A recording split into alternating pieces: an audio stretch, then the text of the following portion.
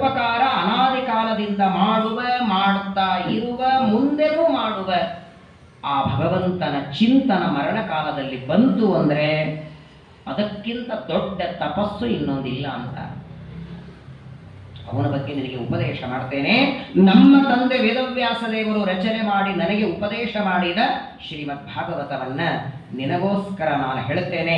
ಇದೊಂದು ಮಾತು ಹೇಳ್ತಾರೆ ನೋಡಿ, ಏತಾವಾನ್ ಸಾಂಖ್ಯ ಯೋಗಾಭ್ಯಾಂ ಸ್ವಧರ್ಮ ಪರಿನಿಷ್ಠಯ ಜನ್ಮ ಲಾಭ ಪರ ಪುಂಸಾಂ ಅಂತೆ ನಾರಾಯಣ ಸ್ಮೃತಿ. ಬದುಕಿದ್ದೇರ ಸಾರ್ಥಕ, ಜನ್ಮದ ಲಾಭ ಏನು? 100 ವರ್ಷ ಬದುಕಲಿ, 70-80 ವರ್ಷ ಬದುಕಲಿ, ಆ ವ್ಯಕ್ತಿ ಬದುಕಿದ್ದ ದೊಡ್ಡ ಲಾಭ ಸಾರ್ಥಕ ಏನು ಅಂದ್ರೆ ಅಂತ್ಯಕಾಲದಲ್ಲಿ ಭಗವಂತನ ಸ್ಮರಣೆ ಅವನಿಗೆ ನಾಲಿಗೆಗೆ ಬಂತು ಅಂದ್ರೆ ಅವನ ಜನ್ಮ ಸಾರ್ಥಕ. ಏನೂ ಮಾಡದಿದ್ದು ಚಿಂತೆ ಇಲ್ಲ. ಮನಿ ಕಟ್ಟುವ ಗುರಿ ಕೆಲವರಿಗಿರುತ್ತೆ, ಫಾರಿನ್ ಎಲ್ಲ ಓಡಾಡಿ ಬರೋ ಗುರಿ ಕೆಲವರಿಗಿರುತ್ತೆ, ನೂರಾರು ತರಹದ ಅಡಿಗೆ ಮಾಡಿಕೊಂಡು ಊಟ ಮಾಡೋ ಗುರಿ ಕೆಲಗಿರುತ್ತೆ. ಆದರೆ ನಿಜವಾದ ಗುರಿ, ನಮ್ಮ ಜೀವನದ ದೊಡ್ಡ ಸಂಪತ್ತು ಅಂತ್ಯಕಾಲದಲ್ಲಿ ಭಗವಂತನ ಸ್ಮರಣೆ ಬರಬೇಕು. ಈಗ ನೋಡಿ, ನಾನೊಂದು ದೇವಸ್ಥಾನ ಹೇಳುತ್ತೇನೆ. ಬೆಂಗಳೂರಲ್ಲಿ ಒಂದು ದೊಡ್ಡ ಮಠ ಇದೆ.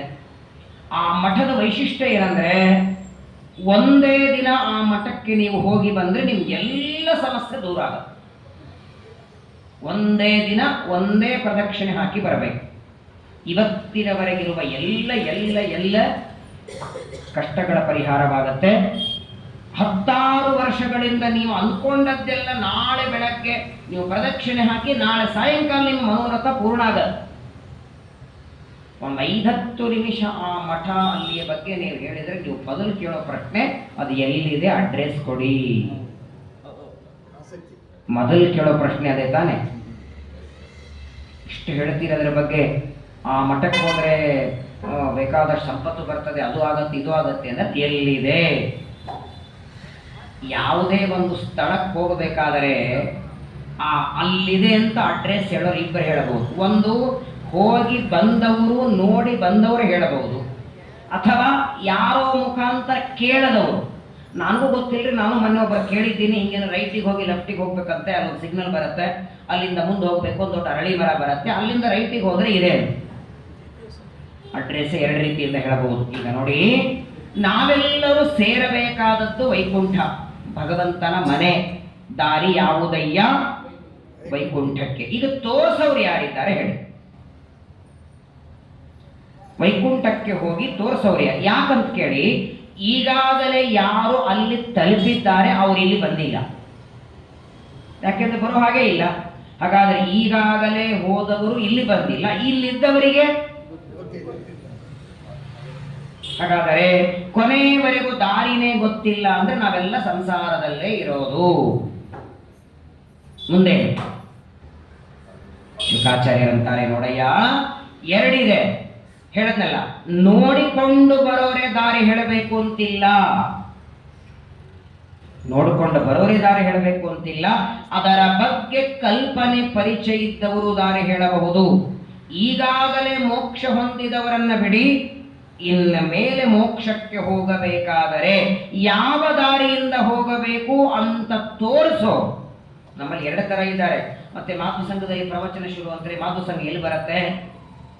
ಇಲ್ಲಿಂದ ರೈಟಿಗೆ ಹೋಗಿ ಲೆಫ್ಟಿಗೆ ಹೋಗಿ ಅಲ್ಲಿ ಹೋದ್ರೆ ಒಂದು ಗಣಪತಿ ದೇವಸ್ಥಾನ ಅದ್ರ ಮುಂದ್ಗಡೆ ಇದೆ ಅಂತ ಮನೆಯಲ್ಲಿ ಕೂತ್ಕೊಂಡು ಅಡ್ರೆಸ್ ಹೇಳಿ ಆಗಲೂ ಪುಣ್ಯ ಬರುತ್ತೆ. ಶಿವನಾಚಾರ್ಯ ಅಂತಾರೆ, ಒಬ್ಬ ವ್ಯಕ್ತಿ ಒಳ್ಳೆಯ ಕೆಲಸಕ್ಕೆ ಹೋಗ್ತಿದ್ದಾನೆ ಅಂದ್ರೆ ಅವನಿಗೆ ಅಡ್ರೆಸ್ ಹೇಳಿದ್ರು ಪುಣ್ಯ ಬರುತ್ತಂತ.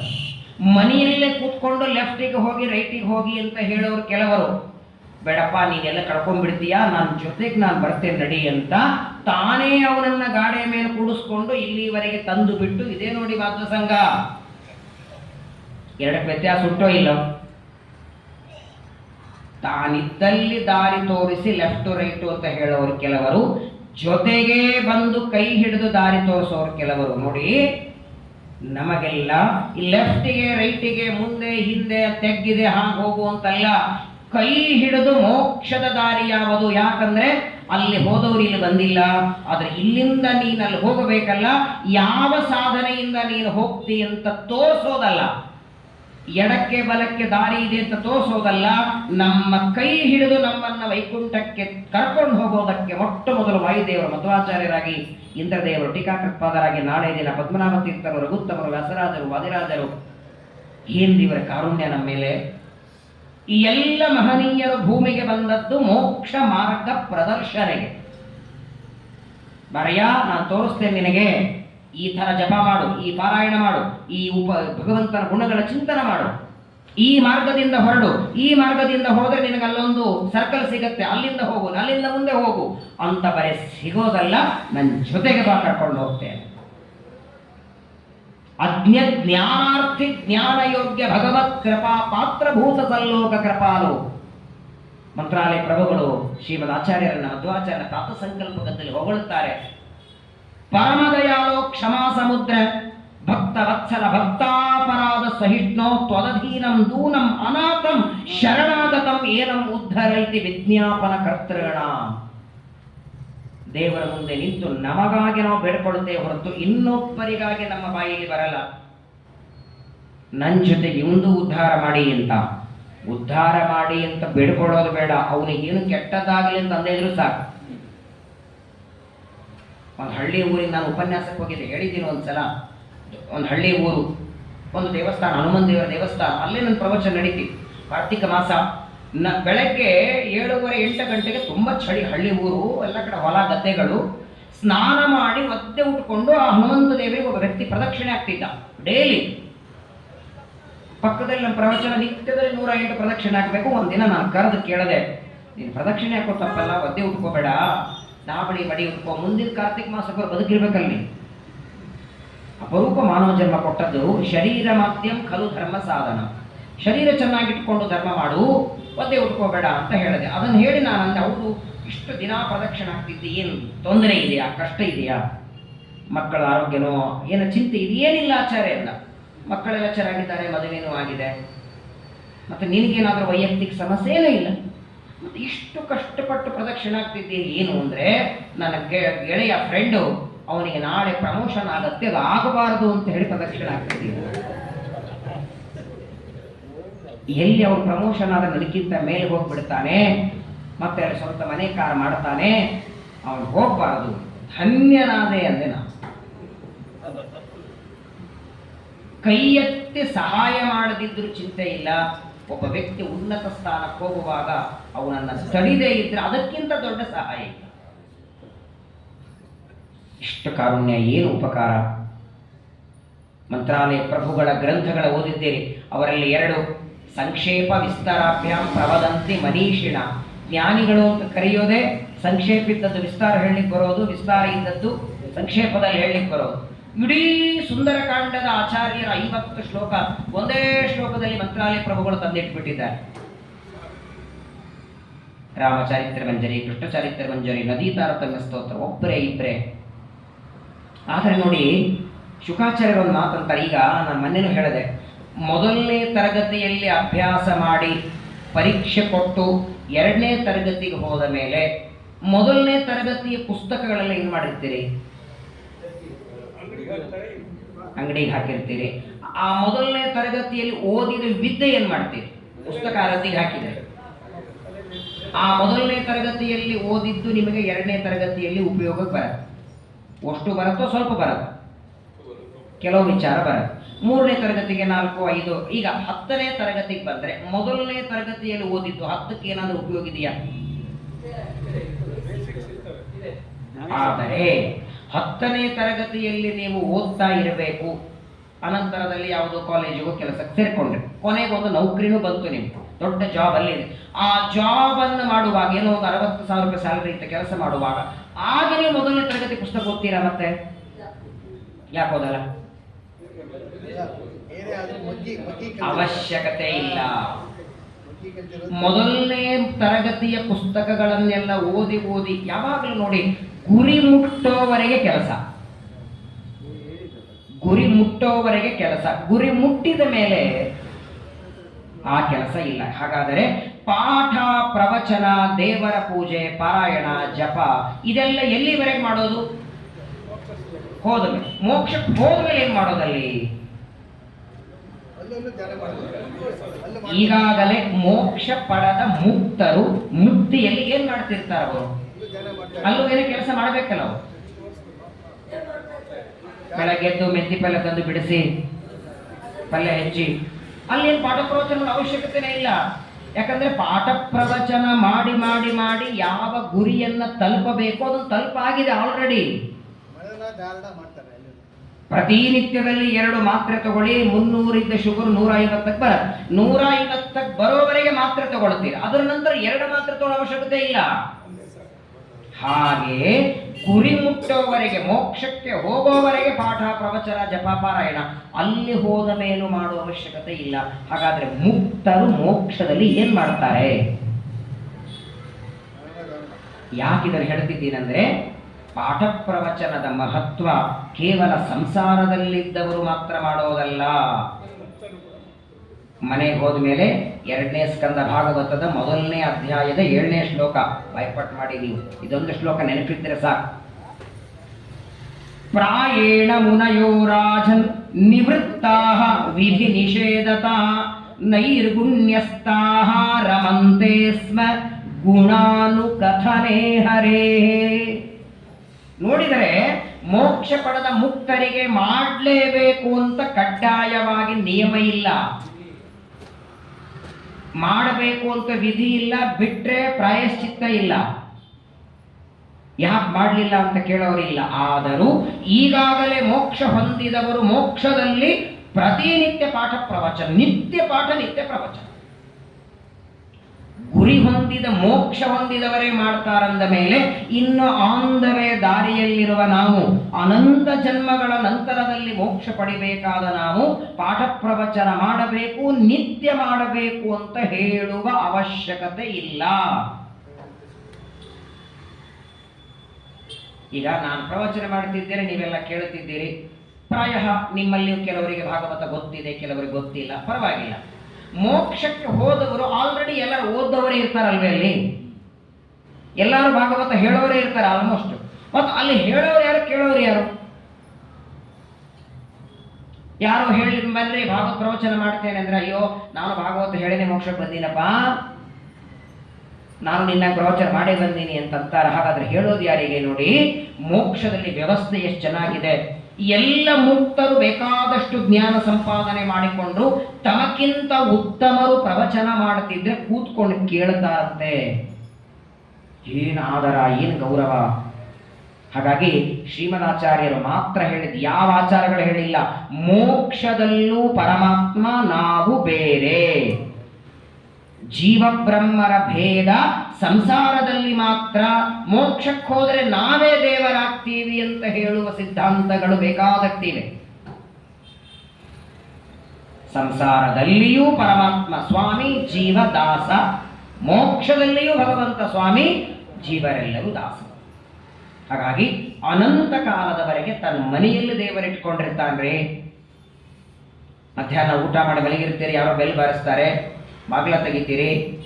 ಆ ಬಂದ ವ್ಯಕ್ತಿ ನೋಡಿ, ಇವತ್ತಿನಿಂದ ನಾನು ನಿಮ್ಮ ಮನೆ ದಾಸ, ನಿಮ್ಮ ಮನೆಯಲ್ಲೇ ಇರಬೇಕು ಅನ್ಕೊಂಡು ನೀವು ಹೇಳಿದ್ದೆಲ್ಲ ಕೆಲಸ ಮಾಡ್ಕೊಂಡಿರ್ತೀನಿ.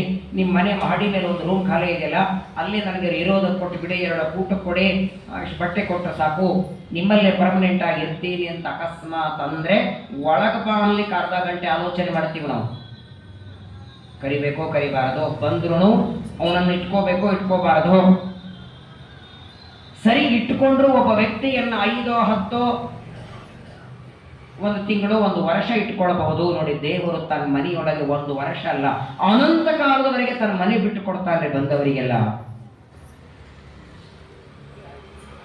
ಇಷ್ಟ ಕಾರುಣ್ಯ ಪರಮಾತ್ಮನಿಗೆ. ಸಾಯುಜ್ಯ, ಸಾಮೀಪ್ಯ, ಸಾಲೋಕ್ಯ, ಸಾರೂಪ್ಯ, ಚತುರ್ವಿಧವಾದ ಪುರುಷಾರ್ಥವನ್ನು ಕೊಡ್ತಾನೆ. ಹಾಗಾಗಿ ನೈರ್ಗುಣ್ಯಸ್ಥಾಹ ರಮಂತೆ, ಆನಂದ ಪಡ್ತಾರೆ. ಆದ್ದರಿಂದ ಭಗವಂತನ ಪ್ರೀತಿಗಾಗಿ ಅಂತ್ಯಕಾಲದಲ್ಲಿ ಹೇಳುತ್ತೆ ನಿನಗೆ, ಇದಂ ಭಾಗವತಂ ನಾಮ ಪುರಾಣಂ ಬ್ರಹ್ಮ ಸಂಹಿತಂ ಅಧೀತವಾನ್ ದ್ವಾಪರಾದೌ ಪಿತುರ್ದ್ವೈಪಾಯನಾದಹಂ. ದ್ವಾಪರ ಯುಗದಲ್ಲಿ ನನ್ನ ತಂದೆಯಾದ ವೇದವ್ಯಾಸ ದೇವರಿಂದ ನಾನು ಶ್ರವಣ ಮಾಡಿದ ಭಾಗವತವನ್ನು ನಿನಗೋಸ್ಕರ ಹೇಳ್ತೇನೆ. ಏನು ಪರೀಕ್ಷಿತನ ಕಣ್ಣೊಳಗ ಆನಂದ ಭಾಷ್ಪಗಳು. ನಾನೇನು ಮಾಡಲಿ ಮರಣ ಕಾಲದಲ್ಲಿ ಅಂತ ಕೇಳಿದರೆ, ನನ್ನ ತಂದೆ ಹೇಳಿದ್ದನ್ನು ನಿನಗೋಸ್ಕರ ಹೇಳ್ತೇನೆ ಅಂತ ಹೇಳ್ತಾರೆ. ಮುಂದೆ ಪರೀಕ್ಷಿತನಿಗೆ ಧೈರ್ಯ ಬರಬೇಕು. 7 ದಿನ ನಾನು ಸತ್ತು ಹೋಗ್ತೇನೆ ಅಂತ ಹೆದರಬೇಡ. ಸೂರ್ಯವಂಶದಲ್ಲಿ ಖಟ್ವಾಂಗ ಅಂತ ಒಬ್ಬ ರಾಜ, ಶ್ರೀರಾಮಚಂದ್ರನ ಮರಿಮುತ್ತಜ್ಜ ಅವನು. ಅವನ ವಂಶದಲ್ಲೇನೆ ರಾಮ ಅವತಾರ ಮಾಡಿದ್ದು. ಈ ಖಟ್ವಾಂಗ ರಾಜ ಒಂದು ಬಾರಿ ದೇವತೆಗಳಿಗೆ ಯುದ್ಧದಲ್ಲಿ ಸಹಾಯಕ್ಕೆ ಹೋಗ್ತಾನೆ. ದೇವತೆಗಳಿಗೆ ಯಾರ ಸಹಾಯ ಬೇಕಾಗಿಲ್ಲ, ಸೇವೆ ಮಾಡಬೇಕು ಅಂತ ಹೋಗ್ತಾನೆ. ದೇವ ದಾನವರ ಯುದ್ಧದಲ್ಲಿ ಸಹಾಯಕ್ಕೆ ಹೋಗ್ತಾನೆ. ಆಗ ದೇವತೆಗಳು ಕೇಳ್ತಾರೆ, ಏನಾದರೆ ಬೇಡಿಕೋ ಕೊಡ್ತೇನೆ ನಿನಗೆ, ವರ ಬೇಡಿಕೊಂಡಾಗ ಖಟ್ವಾಂಗ ರಾಜ ಅಂತಾನೆ, ನನ್ನ ಆಯುಷ್ಯ ಎಷ್ಟು ಉಳಿದಿದೆ ಹೇಳಿ ಅಂತ. ತ್ರಿಕಾಲ ಜ್ಞಾನಿಗಳು ನೀವೆಲ್ಲ ನನ್ನ ಆಯುಷ್ಯ ಹೇಳಿ ಅಂದಾಗ ದೇವತೆಗಳಂತಾರೆ 48 ನಿಮಿಷ, ಒಂದು ಮುಹೂರ್ತ ನಿನ್ನ ಆಯುಷ್ಯ ಇದೆ. ಮುಹೂರ್ತ ಸಂಗಮುತ್ಸೃಜ್ಯ ಗತವಾರ ಭಯಂ ಹರಿಂ. ಒಂದೇ ಮುಹೂರ್ತ 48 ನಿಮಿಷ ಮೊದಲು ತನ್ನ ಆಯುಷ್ಯವನ್ನ ತಿಳಿದುಕೊಂಡು ಉದ್ಧಾರನಾಗಿ ಹೋದ. ನಿನಗಂತೂ 7 ದಿನ ಇದೆ. ಹಾಗಾಗಿ ನಾನು 7 ದಿನದಲ್ಲಿ ಸಾಯ್ತೇನೆ ಅಂತ ಭಯವನ್ನ ಮೊದಲು ತಲೆಯಿಂದ ತೆಗೆದುಹಾಕು.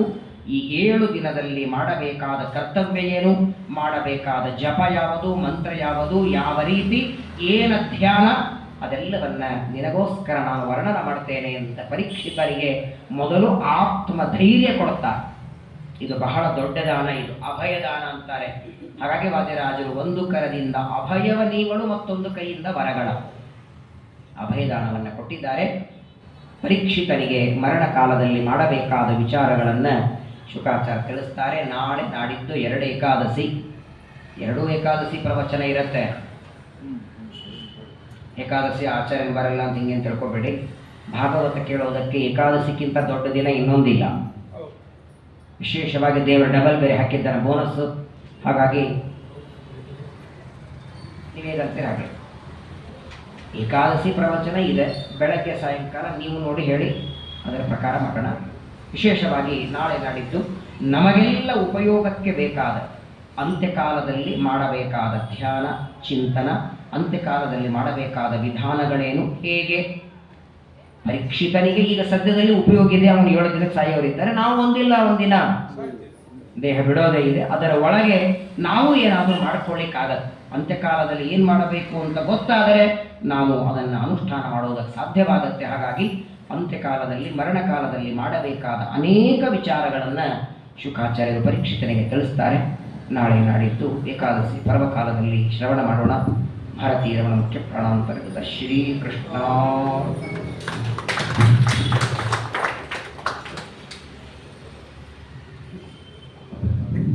ಪರಮಾತ್ಮನ ವಾಯುದೇವರ ಅನುಗ್ರಹದಿಂದ ಎಲ್ಲ ತೀರ್ಥಯಾತ್ರೆ ನಿರ್ವಿಘ್ನವಾಗಿ ದೇವರೇ ಮಾಡಿಸ್ತಾನೆ. ಶ್ರೀಮದಾಚಾರ್ಯ ಹೇಳ್ತಾರಲ್ಲ, ಸಹಾಯಾತಿ ಪುರೋಯಾತಿ ಪುರ ಪ್ರೇರಯತೆ ಹರಿ. ಯಾವುದೇ ಕ್ಷೇತ್ರಕ್ಕೆ ಹೋದರೆ ನಮಗಿಂತ ಮೊದಲು ದೇವರು ಹೋಗ್ತಾನೆ. ಮೊದಲು ಹೋಗಿ ನನ್ನ ಶಿಷ್ಯ, ನನ್ನ ಭಕ್ತ ಬರ್ತಾನೆ, ಎಲ್ಲ ವ್ಯವಸ್ಥೆ ಮಾಡಿಡು ಅಂತ ದೇವರಲ್ಲಿ ಹೋಗಿ ಹೇಳ್ತಾನಂತೆ. ಅದೇ ರೀತಿ ಪರಮಾತ್ಮನ ಅನುಗ್ರಹದಿಂದ 2 ದಿನ ನೈಮಿಷಾರಣ್ಯದಲ್ಲಿ ಬಹಳ ಅದ್ಭುತವಾಗಿ ಒಂದು ಗೋಮತಿ ಸ್ನಾನ, ಇನ್ನೊಂದು ಚಕ್ರತೀರ್ಥ ಸ್ನಾನ. ನಿಮ್ಮೆಲ್ಲರನ್ನ ಮನಸ್ಸಲ್ಲಿ ಸಂಕಲ್ಪ ಮಾಡಿ, ನೀವೆಲ್ಲರೂ ದೈಹಿಕವಾಗಿ ಬೆಂಗಳೂರಲ್ಲಿದ್ದರೆ ಮಾನಸಿಕವಾಗಿ ನಮ್ಮ ಜೊತೆಗೆ ಯಾತ್ರೆಯೊಳಗೆ ನೀವೆಲ್ಲರೂ ಇದ್ರಿ. ಹಾಗಾಗಿ ನಾನು ಎಲ್ಲ ಕಡೆಗೆ ಮುಳುಗಬೇಕಾದಾಗ 1-2-3 ಬಾರಿ ಮುಳುಗಿದ್ರು ಅಲ್ಲಿದ್ದವರೆಲ್ಲ ಕೇಳೋರು, ಆಚಾರ್ಯ ಇಷ್ಟೊತ್ತು ಯಾಕೆ ಮುಳುಗುತ್ತಾರೆ, 4-5 ಬಾರಿ ಅಂತ. ನನ್ನ ಹಿಂದೆ ಬಳಗ ಬಹಳ ಇದೆ ಅಂತ ನಮ್ಮ ಪ್ರವಚನದ ಶಿಷ್ಯರೆಲ್ಲ ಇರ್ತಾರೆ. ಹಾಗಾಗಿ 2 ದಿನ ನೈಮಿಷಾರಣ್ಯದಲ್ಲಿ, 1 ದಿನ ನೈಮಿಷಾರಣ್ಯದಲ್ಲಿ ಸತ್ಯನಾರಾಯಣ ವ್ರತ ಎಲ್ಲಿ ನಡೀತಲ್ಲ ಮೊಟ್ಟ ಮೊದಲು ಏಕದಾ ನೈಮಿಷಾರಣ್ಯ, ಅದೇ ವೃಕ್ಷದ ಕೆಳಗೆ ನಿಮ್ಮೆಲ್ಲರ ಸಂಕಲ್ಪ ಮಾಡಿ ಸತ್ಯನಾರಾಯಣ ಪೂಜೆ ಮಾಡಿ, ಮಾರನೇ ದಿನ ನೈಮಿಷಾರಣ್ಯದಿಂದ ಹೊರಟು ಸಾಯಂಕಾಲ ಹೊತ್ತಿಗೆ ಅಯೋಧ್ಯೆ ಸೇರಿಕೊಂಡ್ವಿ. ಮಾರನೇ ದಿನ ದರ್ಶನ ಅದ್ಭುತ. ವಿಠಲರವ್ರಿಗೆ ಕೇಳಿ, ಏನು ದರ್ಶನ ಅಂದರೆ ನಿಜವಾಗಿ ನಮ್ಮನ್ನು ನೋಡಿದರೆ ನಮ್ಮ ಮುಖ ನೋಡಿ ಏನು ಕೊಡಲೇಬಾರದು ದೇವರು. ಪರಮಾನಂದ, ಭಾಳ ನಿಮಗೆ 60 ಬರುವುದು ಬೋರ್ ಇಲ್ಲ. ಒಳ್ಳೆ ಶ್ರೀರಾಮಚಂದ್ರನ ದರ್ಶನ. ಅಯೋಧ್ಯೆಯಲ್ಲಿ ಮೊಟ್ಟ ಮೊದಲಿಗೆ ಸರಿಯು ನದಿ ಸ್ನಾನ. ಆ ಸ್ನಾನದಲ್ಲೂ ನಿಮ್ಮನ್ನೆಲ್ಲ ವಿಶೇಷವಾಗಿ ಸ್ಮರಣೆ ಮಾಡಿ ಅಯೋಧ್ಯೆಯನ್ನು ಮುಗಿಸ್ಕೊಂಡು ಸಾಯಂಕಾಲದ ಹೊತ್ತಿಗೆ ಪ್ರಯಾಗ್ ಕ್ಷೇತ್ರಕ್ಕೆ ಬಂದ್ವಿ. ಅಲ್ಲಿ ತ್ರಿವೇಣಿ ಸಂಗಮ, ಗಂಗಾ ಯಮುನಾ ಸರಸ್ವತಿ ಸಂಗಮ, ಜ್ಞಾನ ಕೊಡೋಳು ಸರಸ್ವತಿ. ವಿಶೇಷವಾಗಿ ಪರಮಾತ್ಮನ ಪಾದದಿಂದ ಉದ್ಭವಿಸಿದ ತ್ರಿವೇಣಿ ಸ್ನಾನ ಆಗಲೂ ನಿಮ್ಮನ್ನೆಲ್ಲ ವಿಶೇಷವಾಗಿ ಸ್ಮರಣೆ ಮಾಡಿ, ಪ್ರಯಾಗದಿಂದ ವಿಷ್ಣುಪಾದ ಸಾಕ್ಷಾತ್ ಪರಮಾತ್ಮ ಗಯಾಸುರನ ಎದೆ ಮೇಲೆ ಇಟ್ಟಂತಹ ಗಯಾ ಕ್ಷೇತ್ರದಲ್ಲಿ ನಿಮ್ಮೆಲ್ಲರ ಪಿತೃಗಳಿಗೆ ಸದ್ಗತಿಯಾಗಲಿ. ಪಿತೃಗಳ ಶ್ರಾದ್ದ ಬಹಳ ಮಹತ್ವದ್ದು, ಅದು ಕೂಡ ವಿಷ್ಣುಪಾದದ ಮೇಲೆ. ನಿಮ್ಮ ವಿಷ್ಣುಪಾದ ಮುಟ್ಟುವಾಗ ನಿಮ್ಮನ್ನೆಲ್ಲ ಸ್ಪರ್ಶ ಮಾಡಿ, ನಿಮ್ಮನ್ನೆಲ್ಲ ನೆನೆಸ್ಕೊಂಡು ವಿಷ್ಣುಪಾದದ ಸ್ಪರ್ಶ ಮಾಡಿ, ಅಲ್ಲಿಂದ ನಿನ್ನೆ ಮೊನ್ನೆ 2 ದಿನ ಕಾಶಿಯೊಳಗೆ ವಾರಾಣಸಿ ಶಿವನ ಆನಂದ ತೀರ್ಥರು ಕಾಶಿಗೆ ಹೋಗಿದ್ದರೆ ಸುಮಧ್ವಿಜಯದಲ್ಲಿ ಉಲ್ಲೇಖ ಮಾಡ್ತಾರೆ. ವಾರಾಣಸಿಂ ಪಾಪ ನಿವಾರಣೇನ ಅಂತಹ ವಾರಣ ಅಸಿ 2 ನದಿಗಳ ಮಧ್ಯದಲ್ಲಿ ಸಾಕ್ಷಾತ್ ಪರಮಾತ್ಮ ಬಿಂದು ಮಾಧವ ವಾಯು ಮಾಧವ 2 ಪರಮಾತ್ಮನ ರೂಪಗಳು, ಸಾಕ್ಷಾತ್ ರುದ್ರದೇವರ ಮನೋನಿಯಾಮಕ ರುದ್ರದೇವರ ಸನ್ನಿಧಾನ. ಆ ಎಲ್ಲ ಕ್ಷೇತ್ರಗಳಲ್ಲಿ ನದಿ ಸ್ನಾನ ಮಾಡುವಾಗ, ಕ್ಷೇತ್ರದ ದರ್ಶನ ಮಾಡುವಾಗ ನಿಮ್ಮನ್ನೆಲ್ಲ ಸ್ಮರಣೆ ಮಾಡಿ, ನಿಮಗೂ ನಿಮ್ಮ ಸಮಸ್ತ ಕುಟುಂಬಕ್ಕೂ ಆ ಪರಮಾತ್ಮನ ಅನುಗ್ರಹ ಆಗಲಿ ಅಂತ ಪ್ರಾರ್ಥನೆ ಮಾಡಿಕೊಂಡು ಬಂದಿದ್ದೇನೆ. ಎಲ್ಲ ಕ್ಷೇತ್ರಗಳಲ್ಲಿರುವ ಭಗವಂತನ ಅನುಗ್ರಹವಾಗಲಿ. ನಾನು ನಿಮ್ಮೆಲ್ಲರ ಪರವಾಗಿ 5 ಕ್ಷೇತ್ರಗಳಲ್ಲಿ ನನ್ನ ವೈಯಕ್ತಿಕ ನಿಮಗೇನೇನು ಬೇಕೋ ಅದನ್ನು ನೀವು ಬಿಡಿಕೊಳ್ಳಿ. ನಾನು ಮಾತ್ರ ನಿಮ್ಮ 5 ಕಡೆಗೆ ನಿಮ್ಮೆಲ್ಲರಿಗೂ ನಿರಂತರ ಪಾಠ ಪ್ರವಚನ ಮಾಡೋ ಭಾಗ್ಯ ಸಿಗಲಿ, ಆಯುಷ್ಯ ಬೆಳೀಲಿ, ಮಕ್ಕಳು ಮರಿಮೊಮ್ಮಕ್ಕಳು ಇದೇ ಮಾರ್ಗದಲ್ಲಿ ಭಾಗವತ ರಾಮಾಯಣ ಗ್ರಂಥ ಕೇಳುವ ಸನ್ಮಾರ್ಗದಲ್ಲಿ ಮಕ್ಕಳೆಲ್ಲ ಬರಲಿ ಅಂತ, ನಿಮಗೆ ನಿಮ್ಮ ಪರಿವಾರಕ್ಕೆ ಅದನ್ನು ದೇವರು ಕೊಡಲಿ ಅಂತ ರಾಮದೇವರಲ್ಲಿ, ವಿಷ್ಣುಪಾದದಲ್ಲಿ ಹಾಗೂ ಪ್ರಯಾಗದಲ್ಲಿ ವೇಣಿ ಮಾಧವ, ಕಾಶಿಯಲ್ಲಿ ಬಿಂದು ಮಾಧವ ಅವರೆಲ್ಲರಲ್ಲಿ ಪ್ರಾರ್ಥನೆ ಮಾಡಿಕೊಂಡು ಬಂದಿದ್ದೇನೆ. ಯಾರಿಗೆ ಗೊತ್ತು ಮುಂದಿನ ಜನ್ಮ ನೀವೆಲ್ಲೋ ನಾವೆಲ್ಲೋ ಬ್ರಾಹ್ಮಣ ಆಗ್ತೀವೋ, ಬ್ರಾಹ್ಮಣ ಆಗ್ತೀವೋ, ಮಾನವ ಜನ್ಮ ಬರುತ್ತೋ, ಹಂದಿ ನಾಯಿ ಆಗ್ತೀವೋ ಗೊತ್ತಿಲ್ಲ. ಈ ಜನ್ಮದಲ್ಲಿ ಕೊಟ್ಟಿದ್ದಾನೆ, ಈ ಮಾನವ ಜನ್ಮ ಸಾರ್ಥಕ ಆಗುವಂತೆ ಪಾಠ ಪ್ರವಚನ ನಿತ್ಯ ನಡೀಲಿ ಅಂತ 5 ಕ್ಷೇತ್ರಗಳಲ್ಲಿ ದೇವರಲ್ಲಿ ಪ್ರಾರ್ಥನೆ ಮಾಡಿಕೊಂಡು ಬಂದಿದ್ದೇನೆ. ಹರೇ ನಮಃ.